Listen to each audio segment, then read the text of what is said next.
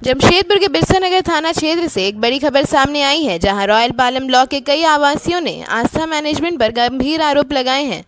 आवासियों का आरोप है कि मैनेजमेंट द्वारा सरकारी बिजली मीटर और सप्लाई तार से छेड़छाड़ करते हुए बिजली की सप्लाई काट दी गई, जिसके बाद पूरा ब्लॉक अंधेरे में है। मामले को लेकर 10 अगस्त को बिरसा नगर थाना प्रभारी को लिखित शिकायत दी गई है। शिकायत के जरिए तत्काल बिजली बहाल कराने और जिम्मेदार लोगों के खिलाफ बिजली अधिनियम के तहत कार्रवाई की मांग की गई है। आवासियों के मुताबिक दोपहर करीब 2:30 बजे बिजली सप्लाई के तार को काट दिया गया और पैनल बोर्ड को सील कर दिया गया। उनका कहना है कि इससे ब्लॉक में रहने वाले लोगों को काफ़ी परेशानियों का सामना करना पड़ रहा है। वहीं शिकायत में यह भी आरोप लगाया गया है कि इससे पहले भी बिजली और पानी की सप्लाई बंद किए जाने को लेकर थाना में शिकायत की जा चुकी है। सबसे बड़ी चिंता की बात यह है कि इस ब्लॉक में गर्भवती महिलाएं, बुजुर्ग, नवजात बच्चे और गंभीर रूप से बीमार लोग भी रहते हैं। ऐसे में लंबे समय तक बिजली नहीं रहने से लोगों की परेशानी और बढ़ गई है।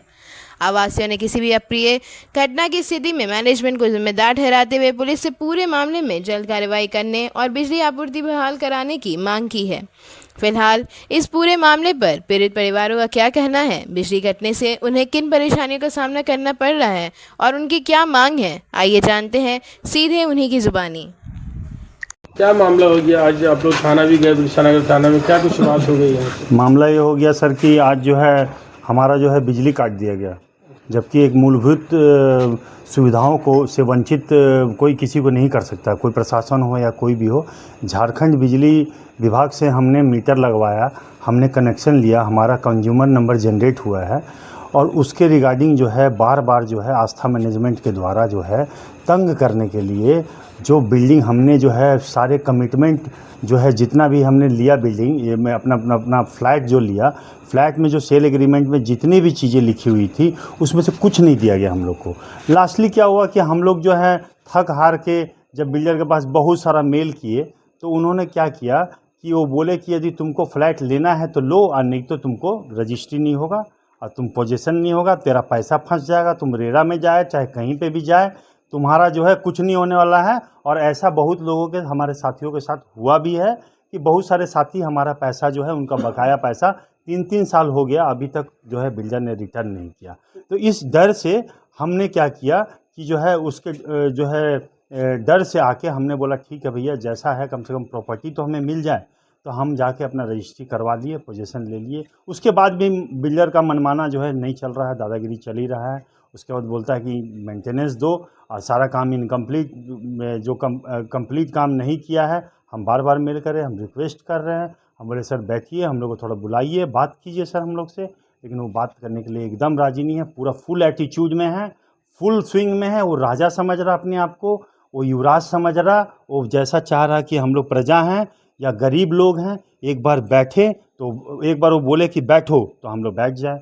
और हम उनके लिए जो है बायर नहीं है, हम उनके लिए रेंटर हैं। जो रेंटर जो है उसके बदले में हम उनको मेंटेनेंस देते रहे और बहुत हाईली चार्ज मेंटेनेंस है उनका। तो हाईली चार्ज मेंटेनेंस का मतलब 2 रुपया स्क्वायर फीट, 2 रुपये स्क्वायर फीट के एवज में बगल बिल्डिंग में जो मालबरी और बेबरी का बिल्डिंग है उसमें 1400-1500 रुपया दिया जा रहा है और हम लोग से 3100 रुपया प्लस जीएसटी, मतलब मेरा 3700 रुपया चला जाता है मेंटेनेंस के नाम पे। और उसके बदले में सुविधा जीरो, सुविधा हम लोग को कुछ नहीं मिल रहा। उसके बाद दादागिरी ऐसा है कि अभी 2 दिन पहले आके ये लोगों ने प्रयास किया बिजली काटने का, वहाँ लोगों ने अपोज किया। अपोज करने के बाद जो है वो लोग भाग गए और आज जो है दोपहर के टाइम में दादागिरी दिखाते हुए पूरा मीटर का बिजली का जो आउटगोइंग सप्लाई जो फ्लैट को गया हुआ है तो उसका 6 से 7 लोगों का फ्लैट बिजली को कट कर दिया गया। क्या नाम है बिल्डर का? बिल्डर का नाम है सुंदर सिंह। कब काटा गया आप लोग का? हम लोग का आज संध्या जो है दोपहर के टाइम में 2 से 2:30 बजे के बीच में हमने पता चला कि मेरा बिजली काटा गया है। उसके बाद हमने लोगों से जो भी कंसर्न अथॉरिटी उससे बात किया तो वो लोग जो है फ़ोन नहीं उठा रहे हमारा और जो है कोई भी रिस्पॉन्स नहीं कर रहे। इसके रिगार्डिंग फिर मैंने बिरसा नगर थाना में इंटीमेशन भी दिया बाई जो है ऑन कॉल कि सर आइए। फिर मैंने बिजली विभाग जो near by Aastha twin city के नज़दीक में उस एक बिजली विभाग, झारखंड बिजली विभाग का एक ऑफिस है, वहाँ पे भी इंटीमेशन दिया, वहाँ से भी कोई रिस्पांस नहीं मिला। फिर मैंने बिजली विभाग एसडीओ साहब को भी फ़ोन किया पर्सनली कि सर आइए और या किसी को भेजिए सर, विजिट करवाइए सर, यहाँ पे बिजली को बाधित किया गया है। बिजली के साथ टैंपरिंग किया गया है, तो वहाँ से भी कोई मदद नहीं मिला। फिर हम लोग यहाँ पे बच्चे, लेडीज, सब लोग जो आस्था के रेसिडेंट जो पीड़ित लोग हैं, वो वहाँ पे हम लोग गए बड़ा बाबू के पास। बड़ा बाबू ने भी बात किया वहाँ के मेंटेनेंस टीम से, आस्था के मैनेजमेंट टीम से। वो लोग जो है इधर का बॉल उधर पॉकेट फेंकने लगे। फिर बड़ा बाबू ने हम लोग को आश्वासन दे के हमें यहाँ भेज दिया। हम लोग यहाँ आए तो जो देवोजीत का नाम लिया गया, वो देवोजीत जो है वो अपना मोबाइल स्विच ऑफ करके बैठा हुआ, और अभी भी हम लोग का बिजली जो है कनेक्शन। क्या आश्वासन मिला थाना प्रभारी? थाना प्रभारी से आश्वासन यही मिला कि आप जाइए, आपका बिजली जो है विदिन जो है हाफ एन आवर जो है आपका जो है बहाल करा दिया जाएगा। लेकिन जब हम लोग यहाँ आए हैं तो ना यहाँ उनका पे जीप है, ना बिजली का कोई गाड़ी है, ना कोई मेंटेनेंस का आदमी है, और कोई ना बिजली कोई नहीं है, नो भी कंसर्न, कोई भी कंसर्न अथॉरिटी जो है वो जो है अभी कोई रिस्पांस नहीं कर रहा है। और अभी भी हम लोग यहाँ पे देखिए जो फ्लैट में जो है बहुत सारे बीमार लोग हैं, बहुत सारे बुजुर्ग बीमार लोग हैं, बहुत सारे की पत्नियाँ जो हैं वो प्रेग्नेंट हैं, बहुत सारे बाल बच्चे जो हैं बीमार, अभी भी कुछ न कुछ गंभीर बीमारी से ग्रसित हैं। अब सोच लीजिए कि कोई अनहोनी हो जाए तो ये जो है फ्लैट लिया हुआ है, इतना महंगा फ्लैट लिया हुआ, हम लोग तो जीवन में अपने परिवार के लिए जो है हमेशा जो है कुछ जवाब नहीं दे पाएंगे। बिजली काटने का क्या कारण था? बिजली काटने का कारण ये है कि दादागिरी, बोले नहीं रहे हैं आपको, युवराज का मतलब होता है कि मैं युवराज जब चले, जैसे वो महास्मृति वाला जो बाहुबली पिक्चर का नहीं है कि जो चलेगा तो जो हम बोले वो आप बोलो, तो वैसा तो नहीं है ना। हम तो एक डेमोक्रेटिक कंट्री में रह रहे हैं, डेमोक्रेसी है यहाँ पे। हमें डिपार्टमेंट में गए, बिजली विभाग में गए सर देखिए, मेरा खुद का पर्सनली मेरा 4 बार काटा गया है बिजली। एसडीओ साहब से क्या? एसडीओ साहब से ऑन कॉल बात हुआ शाम के टाइम में 5 साढ़े 5 बजे। क्या कहा? उन्होंने आश्वासन दिया कि भैया हम एक विजिट के लिए एक टीम भेज रहे हैं आपका, लेकिन अभी तक कोई नहीं आया टीम। तो संपर्क नहीं किया कार्यालय में? बस अभी किया, उनका कॉल फॉरवर्डिंग आ रहा है, उनसे। क्या मांग है आपकी? हमारी मांग क्या है? हमारी मांग तो मीडिया के माध्यम से हम मांगना चाह रहे हैं ना। यदि कोई प्रशासन नहीं सुन रहा है, कोई नहीं सुन रहा, तो हम मीडिया के माध्यम से गुहार लगा रहे हैं। विधायक से मुलाकात की आपने? स्थानीय विधायक आपके कौन? देखिए हमारे स्थानीय विधायक जो है यहाँ के मंगल कालंदी सर हैं, लेकिन अभी क्या है उनके पास हमें भी गए नहीं। हम लोग प्रॉपर चैनल को फॉलो कर रहे हैं। प्रॉपर चैनल क्या होता है, पहले आप थाना में इंटीमेशन दीजिए, बिजली विभाग को इंटीमेशन दीजिए, तो यही सब करते हुए में तो अभी पूरा रात हो गया, 10 बज गया, लेकिन बिजली विभाग हमारा जो है अभी तक हमारा बिजली बहाल नहीं किया गया। अब बताइए बिजली और पानी के बिना हम कैसे रहेंगे? हम रात भर अब मतलब इंतज़ार में करें कि हम सुबह में डीसी साहब के पास जाएंगे, हम सुबह में मंगल कालंदी साहब के पास जाएंगे, या हम मुख्यमंत्री साहब के पास जाएंगे, या हम प्रधानमंत्री साहब के साथ जाएंगे, तो क्या हम रात भर क्या अंधेरे में रहें? मूलभूत सुविधा का क्या होता है? बेसिक नीड तो कोई किसी का काट नहीं सकता। रेंटर है? नहीं, हम तो बायर हैं, तो लेकिन हमसे ट्रीटमेंट हो रहा है रेंटर टाइप का। ट्रीटमेंट किया? हाँ, रेंटर हो रहा है, रेंटर टाइप का ट्रीटमेंट हो रहा है हमारा हमसे। क्या नाम है आपका? मेरा नाम मनीष कुमार है, 6/2 रॉयल पाम में हूँ मैं। कितने घर में इस तरह का बिजली काटा गया? कितने घर में? आज लगभग 5-6, और इससे पहले भी 2 दिन पहले एक लिस्ट आया था, लिस्ट मैं आपको दे दूंगा, एक पूरा लिस्ट ही था इस ब्लॉक का और उस ब्लॉक का, उसमें भी बहुत सारे लोगों का बिजली कट करने का हुआ, जहाँ पे लोग उपस्थित थे और लोगों ने इसका विरोध किया तो वो लोग चले गए, भाग गए वो लोग। क्या कुछ समस्या हो रही है आपको यहाँ के जो बिल्डर है उनसे? सर स्टार्टिंग में जब हम लोग एग्रीमेंट साइन कर रहे थे फ्लैट लेने से पहले, तो एग्रीमेंट में मेंटेनेंस का कोई फॉर्मल बाइफिकेशन था नहीं, लेकिन एक वर्बल कमिटमेंट किया गया था कि जो आपसे 3500 रुपये मेंटेनेंस लिया जा रहा है, जो कि ऑलमोस्ट डबल है आपका जो एग्जिस्टिंग मेंटेनेंस चार्ज है, वो 1450 रुपया है। तो ये डबल चार्जेस क्यों पे करेंगे? क्योंकि क्लब में जितने भी एमिनिटीज़ है, जैसे बैडमिंटन, स्विमिंग पूल, जिम और भी XYZ, ये सारे आप लोगों को फ्री दिया जाएगा। उसमें प्लस आपको एक स्पेशल अलग से एक पार्क दिया जाएगा जो सिर्फ डेडिकेटेड आपके फ्लैट्स के लिए रहेंगे। और इसके अलावा आपको बहुत सारे अलग अलग CCTV कैमरा, इंडिविजुअल गार्ड और बहुत सारे इसमें पॉइंट्स थे। जो यहाँ म्यूचुअल बाथरूम आप देख सकते हैं, हमारा बाथरूम का क्या हाल है, जो कम्युनिटी का कॉमन बाथरूम है उसका क्या हाल है। तो ये सारे चीज़ें आपको दिया जाएगा जो एक proper well high profile society का रहता है। इसी कारण से आपसे ये एक्स्ट्रा मेंटेनेंस चार्ज लिया जाएगा। हम अग्री कर गए, लेकिन जब हम यहाँ पे शिफ्ट हो गए उसके बाद से 6 महीना हो गया, पहले 2 महीना हमें कोई फैसिलिटी ये दिखा नहीं, तो हमने मेंटेनेंस पे नहीं किया। फिर इनकी एक टीम आई और हमसे अग्री करवाया कि हमारा 2 महीना लेट हुआ है, we are sorry for that. एक एग्रीमेंट इनफॉर्मल कागज में कुछ पॉइंट्स लिखे गए जिसमें मेरे बाकी नेबर्स भी थे, और बोला गया कि इस पर्टिकुलर 30 डेज या 60 डेज के टाइमलाइन के अंदर ये सारे हम लोग काम खत्म कर लेंगे, आप लोग मेंटेनेंस देना चालू कीजिए। तो मैंने उस महीने पर्टिकुलर महीने मेंटेनेंस पे कर दिया, लेकिन वो 60 दिन भी पार हो गया। जितने भी पॉइंट्स लिखे गए थे उसमें 20% पॉइंट्स भी फुलफिल नहीं हुए।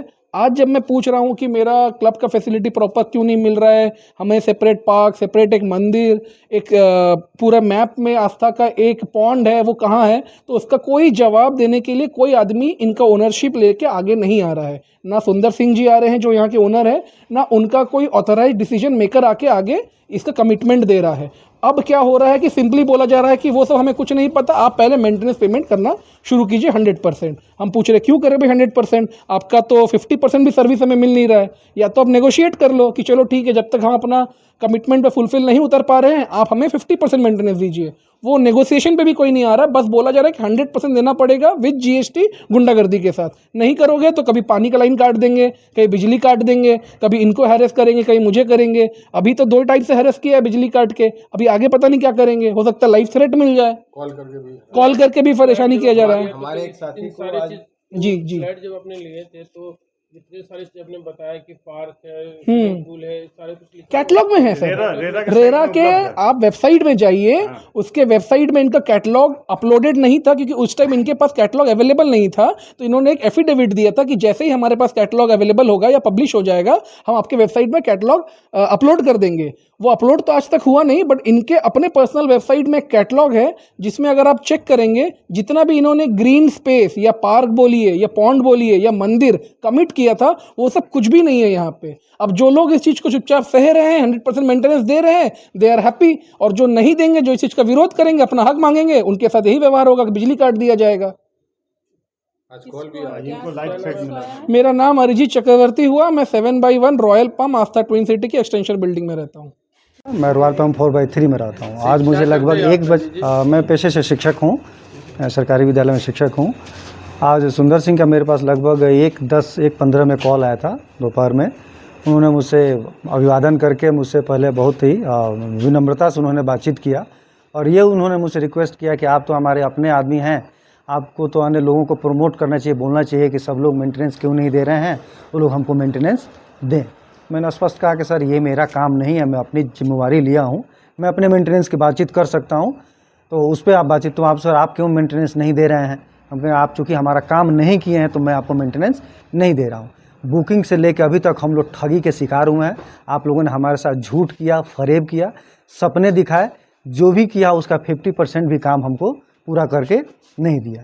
इस पर वो एकदम गुस्सा में आ गया, कहे कि आप पर हम केस कर देंगे, आपको हम केस में फंसा देंगे। ये कॉल रिकॉर्ड निकल के बातें से आप देख सकते हैं। तब उन्होंने एक बहाना बनाया कि आप कचरा वहाँ मेंटेनेंस के पास रख दिए थे। हम आपके मेंटेनेंस टीम से मैंने पूछा कि आप कोई कॉमन जगह बताइए, चूँकि आप मेरा कचरा नहीं ले जाते हैं, ठीक है मैं मेंटेनेंस नहीं देता हूँ, कचरा नहीं ले जाइए, लेकिन कोई कॉमन जगह तो बताएंगे कि हम कचरा हम अपने घर में तो नहीं रखेंगे। तो उन्होंने कहीं नहीं बताया, तो मैंने वहाँ जहाँ मुझे उचित लगा मैंने वहाँ रखा। उन्होंने मना किया तो मैंने वहाँ नहीं रखा, लेकिन आज तक उन्होंने मुझे जगह नहीं बताया कि मैं अपना कचरा कहाँ पर रखूँ। बाकी जितनी जो एमिनिटीज़ मिलनी थी, यहाँ तक मेरे घर में अभी बाथरूम में 1 बाल्टी पानी गिरा दीजिए, पानी ओवरफ्लो हो जाता है, पानी निकलता नहीं है, उसको झाड़ू से मार के पानी को निकालना होता है। तो इस तरह के आज तक मुझे पार्किंग अलॉट नहीं हुई, सिर्फ बता दिया गया कि यहाँ रखिए। कैजुअल रंग से पार्किंग रखने में उस बार किसी ने मेरे गाड़ी को डैमेज कर दिया, तो जो यहाँ मेंटेनेंस इंचार्ज है उनसे मैंने कहा कि भाई मेरे डैमेज का कौन भुगतान करेगा? तो सर हमें कैसे बताएंगे, यहाँ CCTV नहीं लगा। हमको तो CCTV किसकी लगाने की जवाबदेही है? तो उनका कुछ भी इस पर कोई रिस्पॉन्स नहीं है। सर इसमें हम क्या कर सकते हैं? तो मैंने कहा कि भाई मुझे 20,000 रुपया खर्च लग रहा है उसमें बनाने में, कौन इसे वहन करेगा? मेरी गाड़ी चोरी हो जाएगी, इसकी जवाबदेही कौन लेगा? तो इसका कोई उन लोगों के पास कोई जवाबदेही नहीं है, कोई रिस्पॉन्स नहीं है। इस बात को बोलते हैं सर आप ऊपर बात कीजिए, यानी मेंटेनेंस मैं मेंटेनेंस टीम को दूं, और जब मेरे साथ कोई कैजुअलिटी हो जाए तो मैं जाकर ऊपर बात करूं, जिसका नतीजा आप देख रहे हैं कि आज भी इलेक्ट्रिसिटी मेरी कट की गई है। वो 1:10 में उनसे बात हुआ है और 2-2:30 बजे के आसपास मेरी इलेक्ट्रिसिटी कट के देंगे। हम लोग पूर्ण रूपेण फर्जीवाड़ा का शिकार हुए हैं। बुकिंग से लेके रजिस्ट्रेशन तक सिर्फ दबाव बनाया गया, ये बोल के कि आप नहीं दीजिएगा तो आपसे हम पेनाल्टी लेंगे, इंटरेस्ट लेंगे, लेकिन हमारा कोई भी काम इनके द्वारा किया नहीं गया जितना इन्होंने प्रॉमिस किया।